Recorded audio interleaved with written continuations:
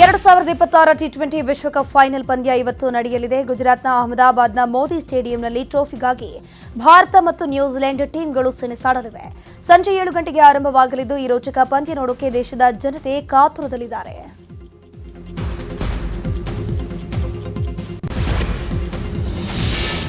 ಭಾರತ ಮತ್ತು ನ್ಯೂಜಿಲೆಂಡ್ ವಿರುದ್ಧ T20 final match ಹಿನ್ನೆಲೆಯಲ್ಲಿ ಭಾರತಕ್ಕೆ ಗೆಲುವಾಗಲಿ ಅಂತ ಹುಬ್ಬಳ್ಳಿಯಲ್ಲಿ ಸಂಗ್ರಾಮ ಸೇನೆಯಿಂದ ಸಾಯಿ ಮಂದಿರದಲ್ಲಿ ವಿಶೇಷ ಪೂಜೆಯನ್ನು ಮಾಡಲಾಯಿತು. ಬ್ಯಾಟ್ಗೆ ಪೂಜೆ ಸಲ್ಲಿಸಿ ಭಾರತ ತಂಡಕ್ಕೆ ಅಭಿಮಾನಿಗಳು ಶುಭಾಶಯವನ್ನು ತಿಳಿಸಿದ್ದಾರೆ.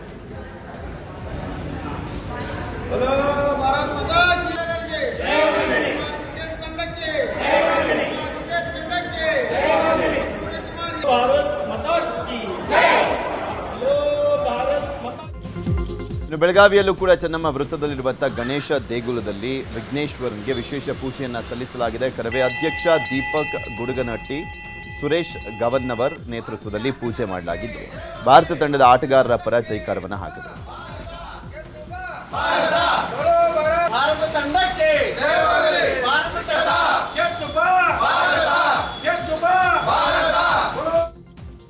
ಮೈಸೂರಿನ ಅಗ್ರಹಾರದಲ್ಲಿರುವಂತಹ ಗಣಪತಿ ದೇವಸ್ಥಾನದಲ್ಲಿ ವಿಶೇಷ ಪೂಜೆ ಮಾಡಿಸಿ ಗಣಪತಿ ಮುಂದೆ 101 ತೆಂಗಿನಕಾಯಿ ಹೊಡೆದು ಪ್ರಾರ್ಥನೆಯನ್ನ ಸಲ್ಲಿಸಲಾಗಿದೆ. ಈ ಸಲ ವಿಶ್ವಕಪ್ ನಮ್ಮದೇ ಅಂತ ಅಭಿಮಾನಿಗಳು ಘೋಷಣೆಯನ್ನ ಕೂಗಿದ್ದಾರೆ.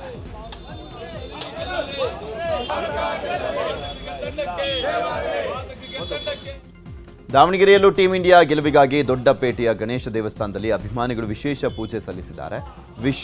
ಬಿಜೆಪಿ ನಾಯಕ ಯಶವಂತರಾವ್ ಜಾಧವ್ ನೇತೃತ್ವದಲ್ಲಿ ಪೂಜೆಯನ್ನ ಮಾಡಿಸಿದ್ದು ಭಾರತ ಗೆದ್ದು ಬರಲಿ ಅಂತ ಶುಭ ಹಾರೈಸಿದ್ದಾರೆ.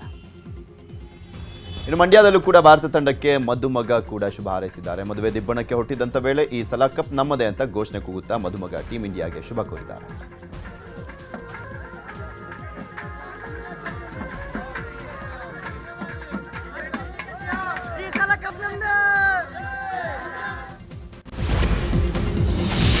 ಭಾರತ ಮತ್ತು ನ್ಯೂಜಿಲೆಂಡ್ ಹೈ ವೋಲ್ಟೇಜ್ ಮ್ಯಾಚ್ ಕುರಿತಾಗಿ ನ್ಯೂಸ್ 18ಗೆ ಟೀಂ ಇಂಡಿಯಾದ ಮಾಜಿ ಕ್ರಿಕೆಟಿಗ ಸುಜಿತ್ ಸೋಮಸುಂದರ್ ಮಾತನಾಡಿದ್ದು, ಇವತ್ತಿನ ಪಂದ್ಯ ಎರಡು ತಂಡಕ್ಕೂ ಅಷ್ಟು ಸುಲಭ ಇಲ್ಲ. ಆದರೆ ಭಾರತಕ್ಕೆ ಹೋಮ್ ಕ್ರೌಡ್ ಅಡ್ವಾಂಟೇಜ್ ಆಗಬಹುದು.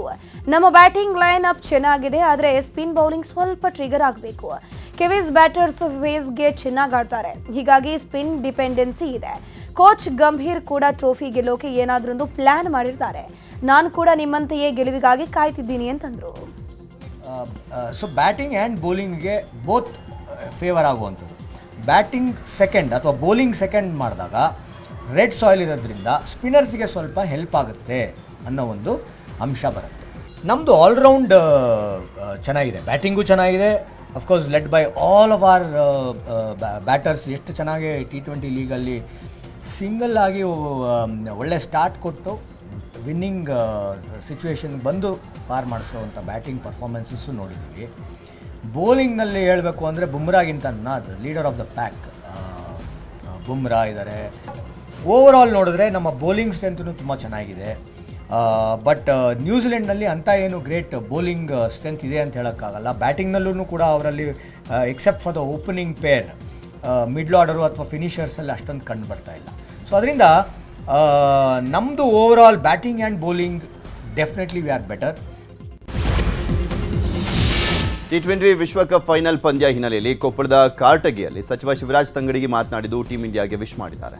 ಈ ಹಿಂದೆ ನಾವು ವಿಶ್ವಕಪ್ ಗೆದ್ದಿದ್ದೇವೆ, ಈ ಸಲನೂ ನಮ್ಮ ಭಾರತ ತಂಡ ಗೆಲ್ಲುತ್ತೆ. ಭಾರತ ತಂಡದಲ್ಲಿ ಒಳ್ಳೆಯ ಆಟಗಾರರಿದ್ದಾರೆ, ನಮ್ಮ ತಂಡ ತುಂಬ ಚೆನ್ನಾಗಿ ಆಟವಾಡ್ತಾ ಇದೆ. ನಿಜವಾಗ್ಲೂ ಒಂದು ಒಳ್ಳೆಯ ತಂಡ ಇದೆ, ಭಾರತ ಗೆದ್ದೇ ಗೆಲ್ಲುತ್ತೆ ಅಂತ ಹೇಳಿದ್ದಾರೆ. 2020 ವರ್ಲ್ಡ್ ಕಪ್ಪು ನಲ್ಲಿ ನಾವು ಹಿಂದೆ ಗೆದ್ದಿದ್ದೀವಿ. ಈ ಸತಿನೂ ನ್ಯೂಜಿಲೆಂಡ್ ವರ್ಸಸ್ ಇಂಡಿಯಾ ಗೆಲ್ತೈತೆ ಅಂತ ನಾನು ವಿಶ್ವಾಸದಿಂದ ಇದ್ದೀನಿ. ಭಾಳ ಒಳ್ಳೆಯ ಆಟಗಾರರಿದ್ದಾರೆ, ಭಾಳ ಚೆನ್ನಾಗಿ ಆಟ ಆಡ್ತಾ ಇದ್ದಾರೆ.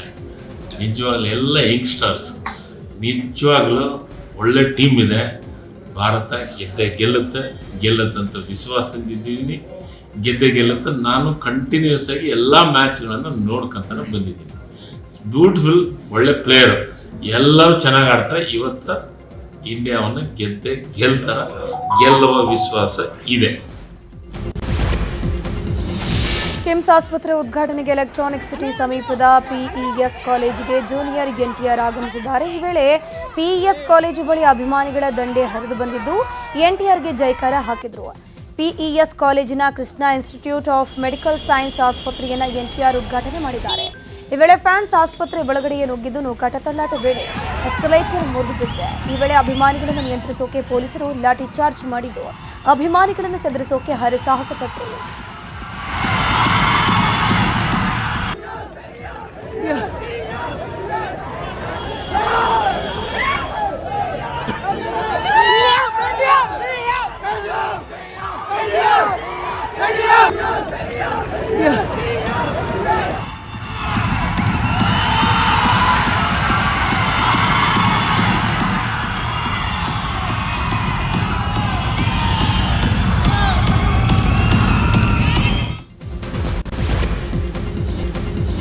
ಕಲಬುರಗಿಯ ಚಿತ್ತಾಪುರದಲ್ಲಿ ವಿವಿಧ ಅಭಿವೃದ್ಧಿ ಕಾಮಗಾರಿಗಳಿಗೆ ಡಿಸಿಎಂ ಡಿಕೆ ಶಿವಕುಮಾರ್ ಅವರು ಚಾಲನೆ ಕೊಟ್ಟಿದ್ದಾರೆ.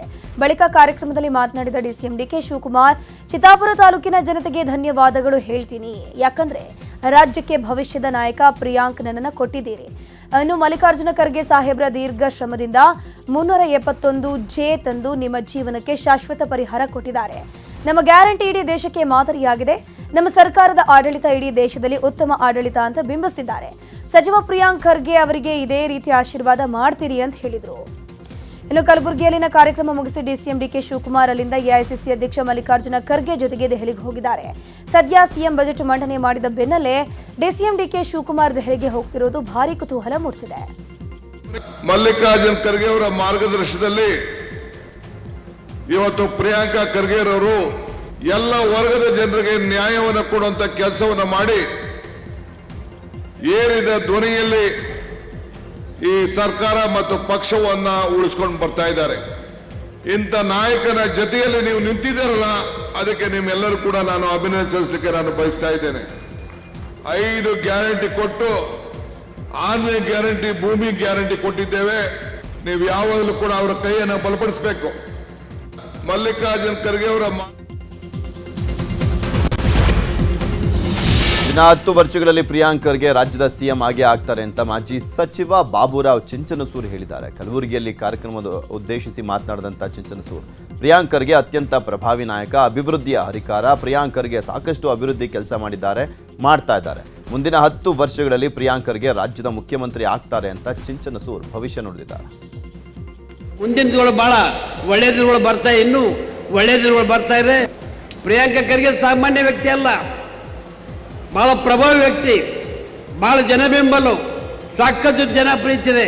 ನನಗನ್ಸಿದೆ ಇನ್ನೂ ಒಂದು 10 ವರ್ಷದಲ್ಲಿ ಕರ್ನಾಟಕ ರಾಜ್ಯದ ಮುಖ್ಯಮಂತ್ರಿ ಯಾರು ಆಗ್ತಾರೆ ಅದು ಪ್ರಿಯಾಂಕಾ ಖರ್ಗೆ ಅವರು ಕರ್ನಾಟಕ ರಾಜ್ಯದ ಮುಖ್ಯಮಂತ್ರಿ. ಮುಂದಿನ ದಿನಗಳು ಬಹಳ. ಎಲ್ಪಿಜಿ ದರ ಏರಿಕೆ ವಿಚಾರವಾಗಿ ಸಚಿವ ಪ್ರಿಯಾಂಕ್ ಖರ್ಗೆ ಪ್ರತಿಕ್ರಿಯಿಸಿದ್ದಾರೆ. ಕಲಬುರಗಿಯಲ್ಲಿ ನಡೆಯುತ್ತಿರೋ ಕಾರ್ಯಕ್ರಮದಲ್ಲಿ ಮಾತನಾಡಿರೋ ಪ್ರಿಯಾಂಕ್ ಖರ್ಗೆ, ಮಹಿಳಾ ದಿನಾಚರಣೆಯಂದೇ ಮಹಿಳೆಯರಿಗೆ ಕಹಿ ಸುದ್ದಿ ಇದೆ. ಕೇಂದ್ರ ಸರ್ಕಾರ ನಿನ್ನೆ ಎಲ್ಪಿಜಿ ದರ 60 ರೂಪಾಯಿ ಏರಿಕೆ ಮಾಡಿದೆ. ಗ್ಯಾರಂಟಿ ಯೋಜನೆ ಸರ್ಕಾರಕ್ಕೆ ಹೊರೆ ಅಂತ ಬಿಜೆಪಿ ಟೀಕೆ ಮಾಡ್ತಾ ಇದೆ. ಆದರೆ ಗ್ಯಾರಂಟಿ ಯೋಜನೆಯಿಂದ ಗ್ರಾಮೀಣ ಪ್ರದೇಶದ ಮಹಿಳೆಯರಿಗೆ ಉಪಯೋಗ ಆಗಿದೆ ಅಂತಂದ್ರು. ಇಂಥ ಒಂದು ಶುಭ ದಿನದಲ್ಲಿ ಯಾವಾಗ ನಾವು ಮಹಿಳೆಯರ ದಿನಾಚರಣೆಯನ್ನು ಆಚರಣೆ ಮಾಡ್ತೀವಿ, ನಾವು ಸಿಹಿ ಸುದ್ದಿ ಕೊಡ್ತೀವಿ. ದಯವಿಟ್ಟು ಕ್ಷಮಿಸಬೇಕು, ಇವತ್ತಿನ ದಿನ ಒಂದು ಕಹಿ ಸುದ್ದಿಯನ್ನು ನಾನು ಕೊಡಬೇಕಾಗಿದೆ ನಮ್ಮ ಮಹಿಳೆಯರಿಗೆ. ನಿನ್ನೆ ಕೇಂದ್ರ ಸರ್ಕಾರ LPG ಸಿಲಿಂಡರ್ ದರ 60 ರೂಪಾಯಿ ಜಾಸ್ತಿ ಮಾಡಿದೆ. 11 ತಿಂಗಳಲ್ಲಿ ಇದು 2ನೇ ಸರಿ ಜಾಸ್ತಿ ಮಾಡ್ತಾ ಇರೋದು. ಸಿಹಿ ಸುದ್ದಿ ಕೊಡಬೇಕಾಗಿತ್ತು, ಆದರೆ ಕಹಿ ಸುದ್ದಿ ಕೊಡ್ತಾ ಇದ್ದೀನಿ. ಇಂಥ ಗ್ಯಾಸ್ ಸಿಲಿಂಡರ್ ಬೆಲೆ ಏರಿಕೆ ಹಿನ್ನೆಲೆಯಲ್ಲಿ ಕೆಪಿಸಿಸಿ ಮಹಿಳಾ ಘಟಕದಿಂದ ಪ್ರತಿಭಟನೆಯನ್ನು ಮಾಡಲಾಗಿದೆ. ಕೆಪಿಸಿಸಿ ಕಚೇರಿ ಮುಂಭಾಗ 100 ಮಹಿಳೆಯರು ಖಾಲಿ ಸಿಲಿಂಡರ್ ಹಿಡಿದು ಕೇಂದ್ರ ಸರ್ಕಾರದ ವಿರುದ್ಧ ಘೋಷಣೆಯನ್ನು ಕೂಗಿದ್ದಾರೆ. ಪ್ರತಿಭಟನೆಯಲ್ಲಿ ಗ್ಯಾರಂಟಿ ಅನುಷ್ಠಾನ ಸಮಿತಿ ಅಧ್ಯಕ್ಷ HM ರೇವಣ್ಣ, ರಾಜ್ಯಸಭಾ ಸದಸ್ಯ GC ಚಂದ್ರಶೇಖರ್ ಸೇರಿದಂತೆ ಹಲವರು ಭಾಗಿಯಾಗಿದ್ದರು. ಕರ್ನಾಟಕ ಕಾಂಗ್ರೆಸ್ ಪಕ್ಷದ ಪ್ರದೇಶ ಕಾಂಗ್ರೆಸ್ ಬಿಜೆಪಿ ಸರ್ಕಾರಕ್ಕೆ ಇರಾನ್ ಇಸ್ರೇಲ್ ನಡುವಿನ ಯುದ್ಧ 9ನೇ ದಿನಕ್ಕೆ ಕಾಲಿಟ್ಟಿದೆ. ಇಸ್ರೇಲ್ ಅಮೆರಿಕ ಜಂಟಿ ದಾಳಿಗೆ ಇರಾನ್ ಪ್ರತ್ಯುತ್ತರ ಕೊಡ್ತಾ ಇದ್ದು ಏರ್ಪೋರ್ಟ್ಗಳನ್ನೇ ಟಾರ್ಗೆಟ್ ಮಾಡಿ ದಾಳಿ ಮಾಡ್ತಾ ಇದೆ. ಸೌದಿಯ ಎರ್ಬಿನ್ ವಿಮಾನ ನಿಲ್ದಾಣದ ಬಳಿ ಸ್ಫೋಟ ಮಾಡಿದೆ. ಮತ್ತೊಂದು ಕಡೆ ಕುವೈತ್ನಲ್ಲೂ ಏರ್ಪೋರ್ಟ್ ಮೇಲೂ ಡ್ರೋನ್ ದಾಳಿ ಆಗಿದೆ.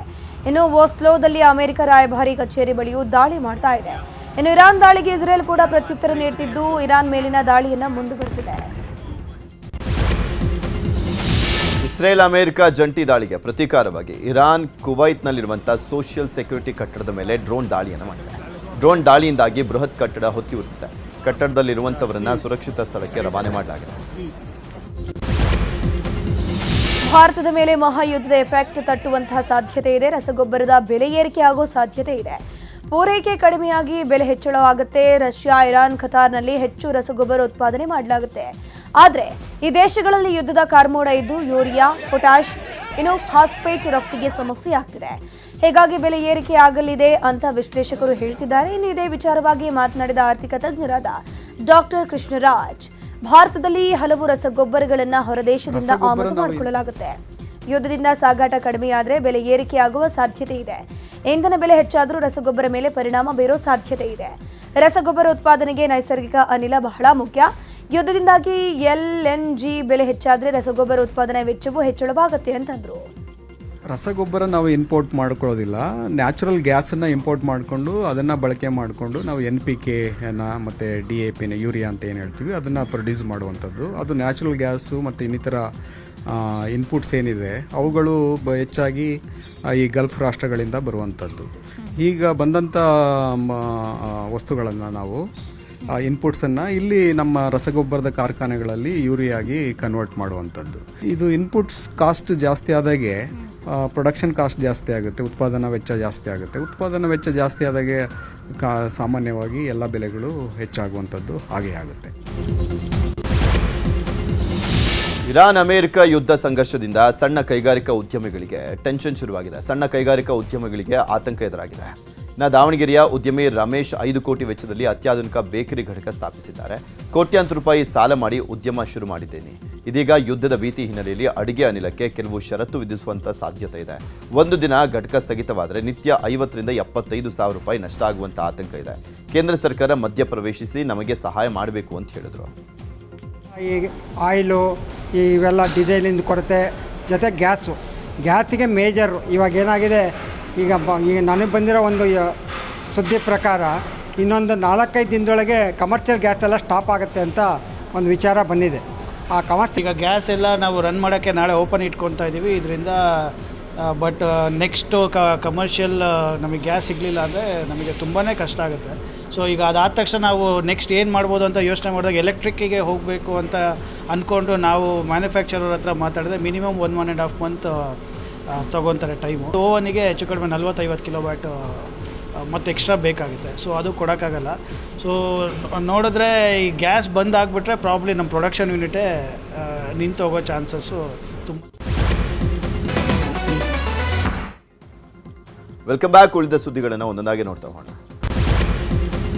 ರಾಜ್ಯ ಬಜೆಟ್ನಲ್ಲಿ ಚಾಮರಾಜನಗರ ಜಿಲ್ಲಾ ಕೇಂದ್ರ ಕಡೆಗಣನೆ ಆರೋಪ ಹಿನ್ನೆಲೆಯಲ್ಲಿ ಚಾಮರಾಜನಗರದಲ್ಲಿ ಕನ್ನಡ ಸಂಘಟನೆಗಳಿಂದ ಪ್ರತಿಭಟನೆಯನ್ನು ಮಾಡಲಾಗಿದೆ. ಖಾಲಿ ಡಬ್ಬಗಳನ್ನು ಪ್ರದರ್ಶಿಸಿ ಪ್ರತಿಭಟನೆ ಮಾಡಲಾಗಿದೆ.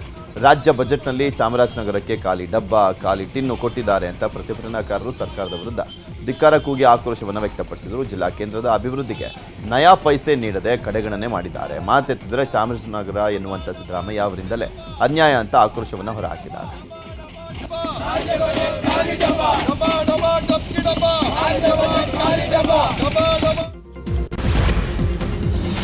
ಗ್ಯಾರಂಟಿ ಯೋಜನೆಗೆ ಈ ಬಾರಿ ಬಜೆಟ್ನಲ್ಲಿ ಕಡಿಮೆ ಅನುದಾನ ಮೀಸಲಿಡಲಾಗಿದೆ. ಈ ಬಗ್ಗೆ ಗ್ಯಾರಂಟಿ ಅನುದಾನ ಸಮಿತಿಯ ಅಧ್ಯಕ್ಷ HM ರೇವಣ್ಣ ಪ್ರತಿಕ್ರಿಯೆ ಕೊಟ್ಟಿದ್ದಾರೆ. ಭಾರತದಲ್ಲಿ 51,000 ಕೋಟಿ ಇಟ್ಟು ಗ್ಯಾರಂಟಿ ಯಶಸ್ವಿಯಾಗಿದೆ. 91% DBT ಮೂಲಕ ಹಣ ವರ್ಗಾವಣೆ ಮಾಡಲಾಗಿದೆ. ಲಂಚ ಇಲ್ಲದೆ ನೇರವಾಗಿ ಹಣ ವರ್ಗಾವಣೆ ಮಾಡಲಾಗಿದೆ. ಗ್ಯಾರಂಟಿ ವಿರೋಧಿಸಿ ಮಾತನಾಡೋರಿಗೆ ಸರಿಯಾದ ಮಾಹಿತಿ ಇಲ್ಲ. ಗ್ಯಾರಂಟಿಗಳ ಪರಿಷ್ಕರಣೆ ಬಗ್ಗೆ ಚರ್ಚೆ ಮಾಡ್ತಿದ್ದೀವಿ ಅಂತಂದ್ರು. ಹೀಗಾಗಿ ರಾಜ್ಯದಲ್ಲಿ ಇಡೀ ಭಾರತದಲ್ಲಿ ಪ್ರಪ್ರಥಮವಾಗಿ ಬಡ್ಜೆಟ್ ಅಲೋಕೇಶನಲ್ಲಿ 52,000 ಕೋಟಿ ಇಟ್ಟು ಯಶಸ್ವಿಯಾಗಿ 98% ಇದು ಜನರ ಕೈ ತಲುಪುವಾಗೆ DBT ಮೂಲಕ ಮಾಡಿರ್ತಕ್ಕಂಥದ್ದು ಇಡೀ ಭಾರತದಲ್ಲಿ ಕರ್ನಾಟಕ. ಇದಲ್ಲದೆ ಲಂಚ ಇಲ್ಲದೆ ಮಧ್ಯವರ್ತಿಗಳಿಲ್ಲದೆ ನೇರವಾಗಿ ತಲುಪ್ತೇನೆ ಅನ್ನೋದಕ್ಕೆ 24 ಜಿಲ್ಲೆಗಳನ್ನು ನಾನು ಸುತ್ತಿ ಬಂದಿದ್ದೇನೆ. ಎಲ್ಲ ಕಡೆ ಚೆನ್ನಾಗಿ ಆಗ್ತಾ ಇದೆ. ಆದರೂ ಉಡುಪಿಯ ಕಾಪು ಕ್ಷೇತ್ರದಲ್ಲಿರುವಂಥ ಮಾರಿಯಮ್ಮನ ಗುಡಿ ಮುಂದೆ ಶಾಸಕರು ಸಾಮೂಹಿಕ ಪ್ರಾರ್ಥನೆ ಮಾಡಿದ್ದಾರೆ. ತನ್ನ ಮೇಲೆ ನಡೀತಾ ಇರುವಂಥ ವೈಯಕ್ತಿಕ ದಾಳಿಗೆ ಬೇಸರಗೊಂಡು ಶಾಸಕ ಗುರ್ಮೆ ಸುರೇಶ್ ಶೆಟ್ಟಿ ದೈವದ ಮೊರೆ ಹೋಗಿದ್ದಾರೆ. ಕಾಂಗ್ರೆಸ್ ಮುಖಂಡ ವಿನಯ್ ಕುಮಾರ್ ಸೊರಕೆ ವಿರುದ್ಧ ಬೇಸರ ಹೊರಹಾಕಿರುವಂಥ ಗುರ್ಮೆ ಸುರೇಶ್ ಶೆಟ್ಟಿ, ಎಲ್ಲವನ್ನೂ ತಾಯಿಯೇ ನೋಡ್ಕೊಳ್ಳಿ, ನನ್ನ ಸತ್ಯವನ್ನ ತಾಯಿಗೆ ಅರ್ಪಿಸಿದ್ದೇನೆ, ವಿನಯ್ ಕುಮಾರ್ ಸೊರಕೆಗೆ ಮಾರಿಯಮ್ಮ ತಾಯಿ ಬುದ್ಧಿ ಕೊಡಲಿ ಅಂತ ದೈವದ ಬಳಿ ಪ್ರಾರ್ಥನೆ ಮಾಡಿದ್ದಾರೆ. ವಿಜಯನಗರ ಜಿಲ್ಲೆಯ ಪ್ರವಾಸೋದ್ಯಮ ಯೋಜನೆ ಹಳ್ಳ ಹಿಡಿದಿದೆ. ಮೊದಲ ಯೋಜನೆಗೆ ವಿಘ್ನ ಬಂದಿದೆ. ಹೊಸಪೇಟೆ ಬಳಿಯ ಜೋಳದ ರಾಶಿ ಗುಡ್ಡದ ಅಭಿವೃದ್ಧಿ ಮರೀಚಿಕೆ ಆಗಿದೆ. ಅಭಿವೃದ್ಧಿಗೆ ಖರ್ಚು ಮಾಡಿದಂಥ 20 ಕೋಟಿ ರೂಪಾಯಿ ನೀರಲ್ಲಿ ಹೋಮ ಆಗಿದೆ. ಜೋಳದ ರಾಶಿ ಗುಡ್ಡದ ಮೇಲಿನ ಧ್ಯಾನ ಮಂದಿರ ಪಾಳು ಬಿದ್ದಿದೆ. ಈತ ಮಂದಿರದ ಕಿಟಕಿ ಗಾಜುಗಳು ಪುಡಿ ಆಗಿದೆ. ಇಷ್ಟೆಲ್ಲ ಆದರೂ ಕೂಡ ಜಿಲ್ಲಾಡಳಿತ ಮಾತ್ರ ಕಣ್ಮುಚ್ಚಿ ಕೂತ್ಕೊಂಡಿದೆ.